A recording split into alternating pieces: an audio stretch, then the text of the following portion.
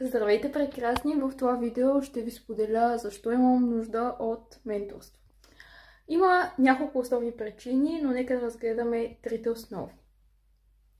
Първата е, че съм изключително креативна и по някой път доста хаотична. Имам много идеи, но просто не знам къде да фокусирам енергията си. Но винаги, когато се обърна назад и съм го правила, са се случвали нещата. Заради това имам нужда от някой, който да ми помогне да насоча правилно фокуса си.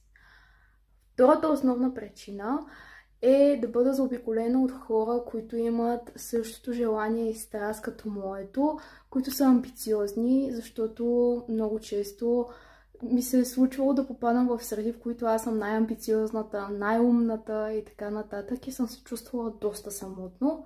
И третата причина е, защото менторството много ще ми помогне да реализирам мечтите си по-бързо, но най-важното е да успея да се позиционирам по правилния начин, така че моят потенциален клиент и човека, който има нужда от моята експертиза и опитност, да ме намери.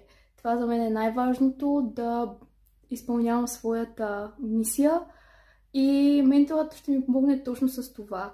Да усъвършенствам уменията, които вече имам и да придобия тези, които са ми необходими, за да бъда максимално полезна на хората, които ме следват, на моите последователи и да разпръсквам вдъхновението нататък. Благодаря ви за вниманието и стискайте ми палци!